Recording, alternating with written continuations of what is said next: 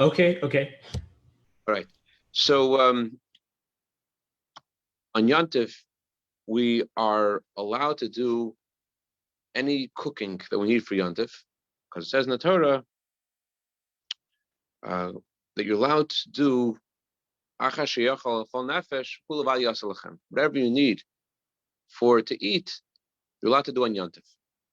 What about things that you don't need for your to eat, but you do need for other reasons? Let's say you need, for example, to have a shofar or Shoshana in the shul. There's no shofar there. Well, let's say you don't have a lulav. Are you allowed to bring the shofar and lulav to shul? So the Mishnah says in Masechta Beitza and Daf Yu Beis Amud Aleph, Yeshamai says, "Eimet tzin leis akatan leis alulav." You're not allowed to take out a child if you want to go for a walk, or a lulav, or a sefer Torah, shusar abim. You need to have the lulav, you need the sefer Torah. You're not allowed to. And Beis Hillel says you are. What's the reason of Beis Hillel? The Torah only says you're allowed to move something for the sake of eating.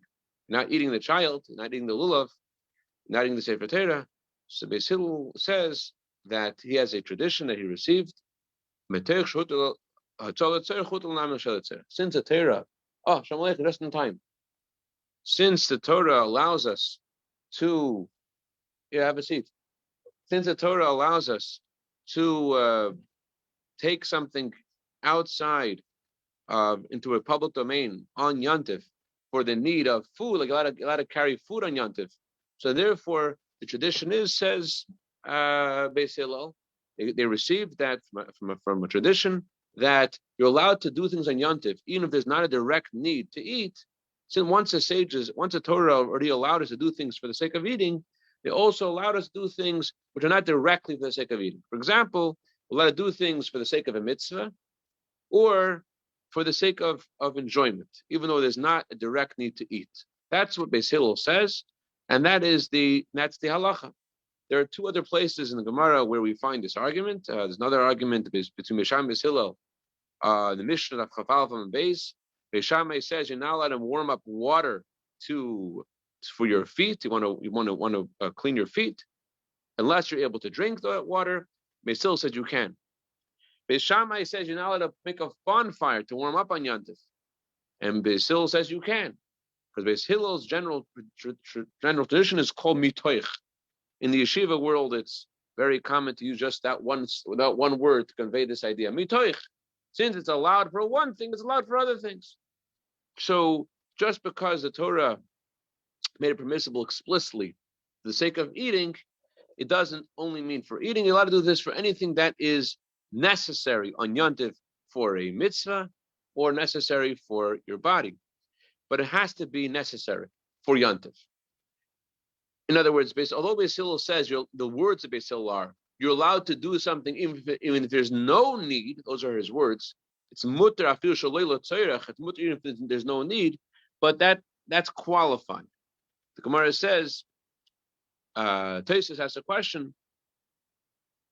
The Gemara says if you cook something on Yontif for the sake of eating it after Yontif, so if you cooked something, let's say Yontif Shavuos morning, you wake up in the morning of Shavuos morning, you say, hey, I want to have some, I don't have enough cheesecake for after Yontif, I want to make some cheesecake now for after Yontif. So it's not biblically forbidden, because it's possible that people will come, you'll have guests that come to you on Yontif, and your guests will want to eat that food. So it's possible that it's not solely for post Yontif, and therefore it's not forbidden biblically. But if you bake something on Yontif, and it'll only be ready after Yontif, then it is biblically forbidden to bake that on Yontif, because you're only allowed to do things which are for the sake of Yontif. But Tosfos says, if you do something for tomorrow only and it's impossible to benefit from it today, it is biblically forbidden. If it's possible to benefit from it today, although that's not your intent, it's rabbinically forbidden. But if it's impossible to benefit from it, you started cooking it, towards the end of Yontif, then it is biblically forbidden to eat even, it's biblically forbidden to do. So, and this is, again, this is what the Mishnah says, it has to have this is what Tosfos says. It has to have some kind of benefit on Yontif.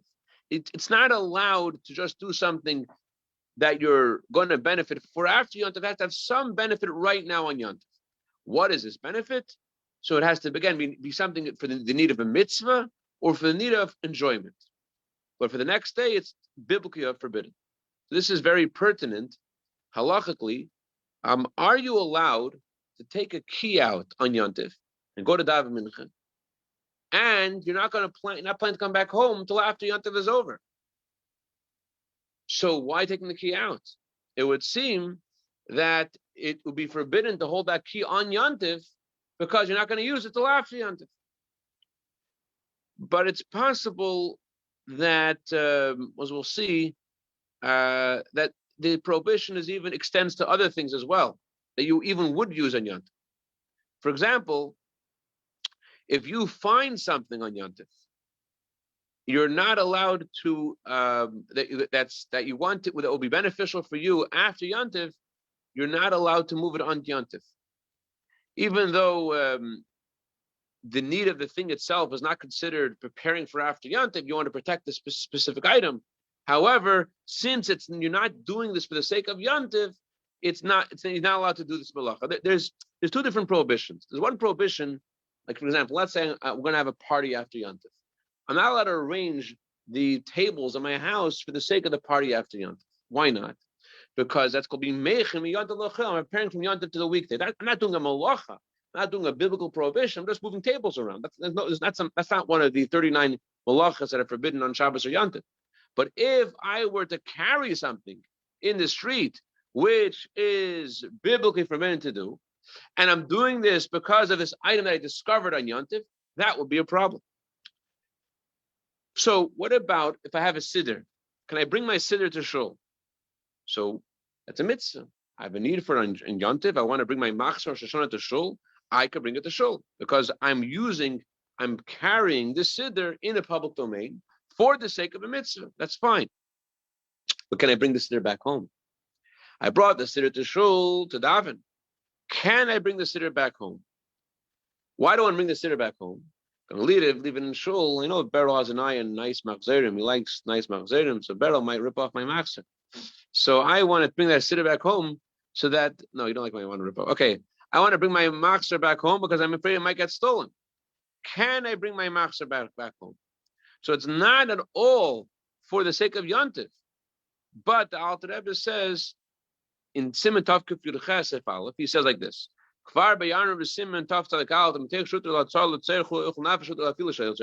Although we learned that you're allowed to do things which are not directly related to eating, as long as there's some kind of benefit. But here, if you need to go to shul and you want to walk outside and you can't leave your child alone, so it'll be allowed to take your child with you, or you want to take your siddur with you to shul, that'll be okay. But then he says, you're also allowed to bring it back home. Why? Even though when you bring it back home, it's not accomplishing anything for Yontif, because you're only bringing it home because you don't want it to get stolen. However, what's going to happen? You know what's going to happen? I know what you're going to do. I'm not bringing my machzor to shul because I can't bring it back. The Alter Rebbe says that works. The Alter Rebbe says in order that you shouldn't be prevented bringing your siddur to shul, they allowed you to bring your siddur back home. So therefore, you can bring your siddur back home because otherwise you won't bring it to shul. That's why it's okay. This is all if we don't hold the erev. If you hold the erev, there's no issue. But that's a different subject. I'm talking about a situation where there is no erev, or if you don't hold the erev. In general, the Rebbe said that there could be a lot of problems making an erev, because you make an erev in a big city, if the erev goes down, then people get used to carrying, they don't even know that there's a problem of carrying because they carry every week, and although the words get out, but there are a lot of people it happened already more than once. The erev was down, and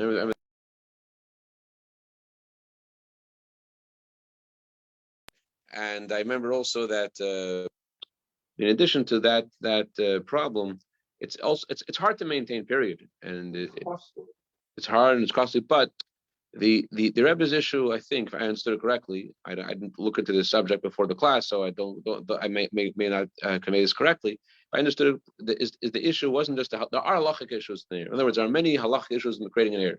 That's a different subject. There are many opinions about making an eruv. That wasn't the issue. The issue was, if I understood it correctly, was that whatever level of kosher the eruv is, which are there's lots of opinions. If the eruv goes down, people know about it. If people are aware that there is an eruv, and they may not be aware that the eruv is down, and then they'll end up carrying it. It's not worth it for that time that will happen. Yes. Right. I totally get that. Yes, 100%. Absolutely. No question about it. No question about it. But the argument is, if it's right. If it's not right, then in other words, let's say I know that if I go to Shul on Yom Kippur, it's gonna be hard for me to fast, and I have to break my. What does the Torah say? Go to Shul and daven, or stay home and fast. The Torah says stay home and fast. If you're gonna have to break your fast by walking to Shul, then you're gonna get hot. You're gonna be dehydrated, and you're gonna be dangerous. The Torah says stay home. I know. You're right. I'm just pointing out that we're not like Robin Hood. We don't believe that like other religions believe that the end justifies the means. We just believe the truth is the truth, and that's it. Okay. So, but there are opinions. I'm not saying that there is only one opinion. Okay. So, so there are two scenarios where you're allowed to do something on Yontif. One is again for the sake of a mitzvah, and the other is for the sake of the benefit of your body. So if the siddur wasn't brought to Shul on Yontif, then you're not allowed to bring it back home, unless you need to use that siddur at home. But the Alter Rebbe says you're only allowed to bring it back home because you're afraid you might not bring it to Shul. But if you found it in Shul, I found my machzor, let me bring it back home. That's an issue, unless you need your machzor at home. But technically, you could bring it home and you'll use it at home. It's similar to like baking. The halacha is biblically, it's that you're allowed to bake in the morning because maybe guests will come. So although rabbinically that's forbidden, but if there's a scenario where your intent is to use it that day, it's you would be like you're allowed to bake. Your intent is you are thinking the guests. If you're actually thinking the guests will come, not just you might have like randomly this onslaught of guests. They actually are thinking guests might come. Then you're allowed to bake in the morning of Yontiv for that purpose. So you can bake on that. Thinking you can make bread for the Yontiv. Right. 100%. Yes. You could bake on Yontiv. Yes, 100%, because you need it for that day. Elder, I have a seat. We're almost done. Don't worry. Enjoy life a little bit. Okay. So, what about if you want to invite a non-Jew to your house on Yontiv? Can you invite a non-Jew to join your Yontiv meal? This is a very common question because there are many rabbis or scenarios where they have to invite couples who are intermarried and they want to, and there's a scenario there. The problem is the Chachamim said it's forbidden to invite a non-Jew to your house on Yontiv. Why is it forbidden? Because you might end up cooking for his sake. The Torah says you're allowed to cook for the sake of Yontif, for the sake of eating on Yontif. A non-Jew does not have an obligation to eat on Yontif. You're not allowed to cook for him. Only cook for someone who has to eat on Yontif. He has no mitzvah of eating, and therefore you're not allowed to invite. So even on, let's say Yontif is tomorrow night, I can't invite a non-Jew tonight to come to my house tomorrow night, because what might end up happening is that tomorrow night I'll see, there's not enough kugel for my friend Barry, so I'm going to go add. I lost thinking Barry's a Jewish name. Pick another name, Rabbi. Okay, fine, whatever. Okay, fine. It's also a Jewish name. I'm sorry. Anyways, so I'm not allowed to invite him tomorrow night, and I'll cook everything tonight. And I'm inviting him for tomorrow night. But the Chachamim made a decree: you're not allowed to do this, because what's going to end up happening? You're going to end up wanting to honor him, and you might end up wanting to add something to your pot for his sake. You might, and therefore you're going to cook on Yontif. And not cook on Yontif, and you might put up another pot for his sake. For the sake of the Yomtov, Right. you invite them, right? Right. So you're only at a bake for the sake of Yontif, not for the sake of non-Jew. It's not obligated to the mitzvah of Yontif. And a similar way, what happens if he comes to your house, though? He ends up coming to your house. You didn't invite him. You invited his wife, and she ended up bringing him. So halacha is, you don't have to say, oh, you can't eat, because you don't have to do that. Once he comes to your house, you're allowed to feed him. But the only problem is is with inviting him. But once he comes, you're allowed to let him eat as well. There's no issue with feeding the a person who has come to your house. The issue is with inviting him. It gets very complicated with Passover reservations. People reserve for a Seder and they're registered, and not such a simple question. You're also not allowed to send food for the non-Jew. I can invite you. I want to send you some food, and you ask your child, hey, go bring this to this. You can't do that, because just like you're not allowed to cook for him, not allowed to carry for him either. And just like, so it's any time it's not for the sake of eating on Yontif, it has to be either for the sake of a mitzvah or for the sake of the benefit of the body. And here you don't have either. A similar scenario would be, let's say you want to have your pet. You want to cook for the sake of your pet. You can't cook for the sake of your pet on Yontif. Your pet, your animal, yeah. Well, we're getting more lenient in today's time, right? Well, with the Gentiles. Well, there are scenarios where you would try to find a allowance to do things, and there's certain situations where you wouldn't be able to do those things. But right now we're getting the basic principles of how this works. But just for right now, the simple halacha is you can't invite anybody directly, and you can't. And if you did, if they came, you're allowed to feed them. So you can't like send a text. Hey Barry, come over. Barry, and you could say, okay. Also, you're not allowed to have any kind of benefit for your body on Yontif. Not all benefits of the body are permissible. The Rogachev Goyen, the famous genius, the Rebbe of Rosen, the rabbi of Rogachev, ever said he's a rabbi of a genius of millennia. He has been a genius like him in hundreds of years. He once was addressing the question of smoking on Yontif. You're allowed to do things which are for the benefit of the body, but the Alter Rebbe uses the expression on Yontif. Thank you. You're allowed to smoke on allowed to smoke. Is that considered benefit or not? The halacha is you're allowed to do things which are beneficial for the body that you enjoy. The language of the Alter Rebbe and Shulchan Aruch is things which are all people enjoy. Shavel chol nefesh, that everybody enjoys. Not everybody enjoys smoking. So Rogachev Goyen says that he can't answer this question. Only someone who smokes can answer the question. Only someone who smokes can say that this is a need or not. I do remember that regarding Rosh Hashanah, people are more careful than the rest of other Yom Tovim. Those are more lenient about smoking. Other Yom Tovim are careful on Rosh Hashanah not to smoke. But not all mitzvahs are also permissible. Just because something is a mitzvah doesn't mean you're allowed to do it on Yom Tov either. For example, the halacha is that once a sacrifice is supposed to be brought one day, and it's not brought that day, the sacrifice has to be burnt. So someone offered a sacrifice yesterday and they didn't eat it. It's called noiser. Noiser has to be burnt. Can you burn the sacrifice on Yom Tov? So halacha is you can't. Why? It's a mitzvah. Didn't we say allowed to burn things, to do things which are for the sake of a mitzvah? And it's a mitzvah. Once a sacrifice has been left overnight, it's a mitzvah to burn it. So can you burn the sacrifice now after it's been left overnight? Huh? No. So the sacrifice is brought on Friday, let's say on Thursday, or more accurately, it's brought on Wednesday, and now it's already Friday, and you want to burn it because it wasn't burned yet. Can you burn it now in Yontif? So, or let's say a bris was not done on time, and now it's Yontif. Can you do a mitzvah? It's a mitzvah. We said for the sake of a mitzvah, you let it carry a shefer, you let it carry a lulav. So why can't you do a bris on Yontif? A bris, if a bris is on time, you could do it on Shabbos. If it's not on time, why can't you do a bris on Yontif? We don't do it. Why not? So the Alter Rebbe says you can't do anything, any mitzvah, it's not connected to today. If a mitzvah can be done at any time, and you haven't done it yet, you can't do it on Yontif. If the mitzvah has a connection today, like a shofar, like a lulav, that's a mitzvah for today, that you can't push off. That pushes off Yomtov. You got to carry that on Yomtov. You got to carry a shofar on Yomtov. But to give a circumcision, you can't. And so the same is with the burning the sacrifice. Sacrifice can be burned at any time. You didn't burn it yesterday, so burn it tomorrow. Why burning on Yomtov?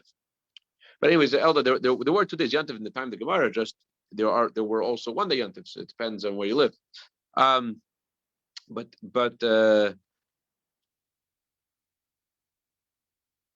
Okay. So only a mitzvah which is connected to today can be done on Yontif. What happens like this? What happens if you had a chametz and you didn't burn the chametz, and now it's Pesach, now it's Yontif? Can you burn the chametz on Yontif? That mitzvah has to be done right away. Every second that you have the chametz in your possession, you're transgressing the prohibition of chametz. So are you allowed to do that? So the truth is that in our sale for chametz, we first of all we declare all our chametz ownerless.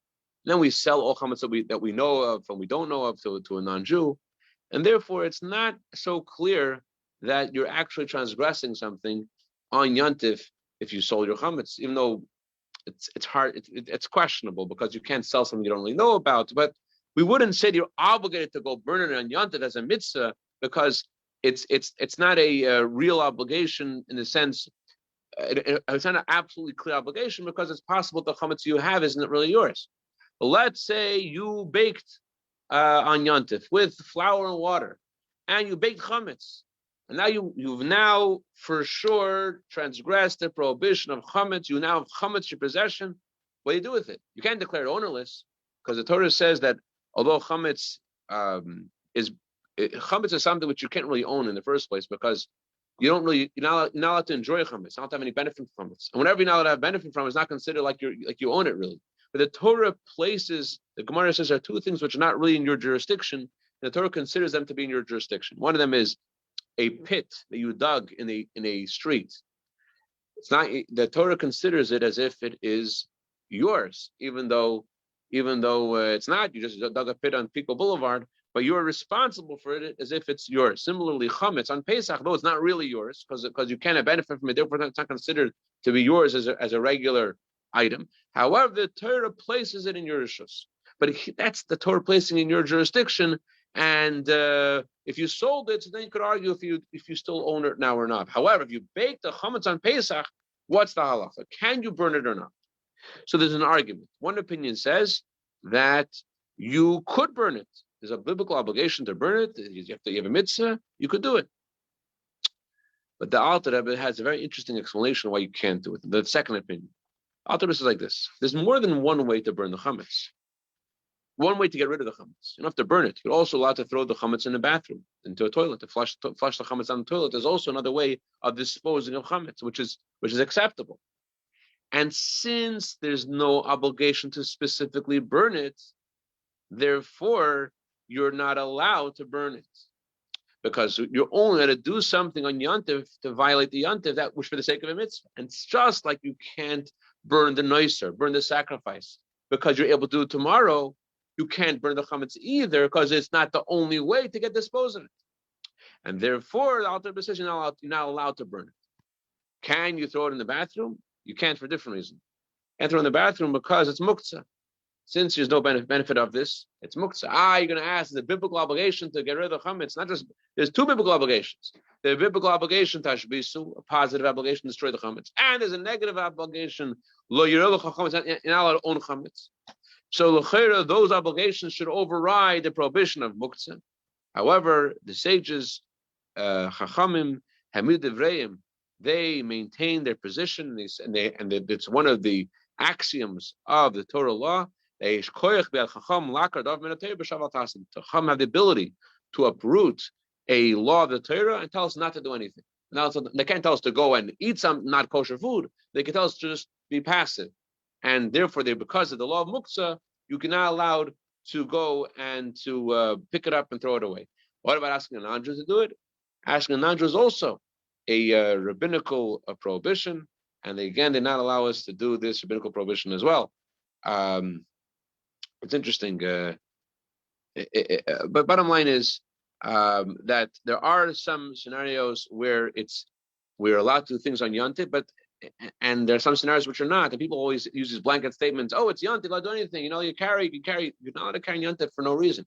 Only again, the example in Halacha is not to carry stones on Yontif, but there's no purpose. Or similarly, as I said before about it, you're carrying this key. Why are you carrying the key? Is it for the sake of Yontif or is it for the sake of after Yontif? And you have to ask that question. If there's a need for it, then there's a need for it. If there's not a need for it, then it's good to ask the question, but instead of just determining that it's okay. Any questions or comments, Yuda? Any questions or comments? Yeah, on Friday, just Pesach, you wanted to make the motzi finish and a motzi on Friday night. And so you had leftover bread. So people would flush it down the Correct. That's not muktzah yet, because you're allowed to eat it. So it's not muktzah. But once it comes Pesach, making finish and a motzi. Mr. Destroying it. And here then you have leftover, you're not eating every bit of the bread to the paint. So it was easy to get rid of the last the challah. It's amazing. Hashem asks the one thing and it says turn out the opposite. It's attack a. So that confuses a lot of people. They don't know. Is it public enemy number one or is it a mitzvah? Which one is it? So if someone wants to interpret it one way, you give them leniency, and another still wants to interpret it another way. Why fight? Well, I want to tell you one thing, and we'll conclude with this. My uncle Chaim Al-Shalom, I don't have the letter, so I'm not sure the exact words that Rebbe used, but he wanted to leave yeshiva to go to his brother's bar mitzvah, and he asked the Rebbe if he should leave yeshiva. He was in Israel. And there was some halachic issue with him leaving. Whatever the halachic issue is, it's not important. There was some halachic issue with his leaving. And wrote to the Rebbe, for the sake of peace in the family, he thinks it would bring peace to the family if he would come. He was like 16, peace in the family, what kind of peace in the family, whatever. But it wasn't like it was politics, like he was in the yeshiva. I don't know why. He probably just thought of a good excuse. I don't know what he was thinking. That's why he wrote to the Rebbe. The Rebbe says, since the Torah was given to make peace in the world, it cannot be that going in the long run, going with the way of Torah will not cause peace. So if the Torah says you should stay there, that will cause. Some of what we said before about Yom Kippur and the Erev, and you don't have to make everything up. Just follow the Torah. So the Torah says that will eventually bring to the. So I wouldn't say interpret things differently for each person. I wouldn't say that. That doesn't sound like something which is true. That sounds something which isn't true. It's pliable. There are situations the Torah itself says that there is a leniency, but that's because the Torah says leniency. It's not because you could drive on Shabbos, you can't drive. The rules are rules, man. But we might. Making a start with the new battery operated vehicles. Oh, here we go. All right. Yes, Yuda. שאלה בקשר לילד בגיל 3 שצריך לעשות תספורת בל"ג בעומר, האם מותר לו לעשות את זה לפני שעשה ספירת של ל"ג בעומר? זאת אומרת, בל"ב במקום בל"ג. כן, ומה אתה אומר? אני אומר שלא. אתה אומר שלא? אתה צריך לחכות שיהיה ל"ג. אבל זה כבר ל"ג, למה אתה צריך לספור את זה? הוא מתכוון לעשות בין 6 ל-8, שזה עדיין ל"ב וזה לא ל"ג. אבל לא חייב לספור את זה. ברגע שזה כבר ל"ג בעומר, אתה יכול לעשות את התספורת. למה אתה חייב לספור את זה? אולי, תודה רבה יהודה. בשורות טובות, הצלחה רבה, להתראות.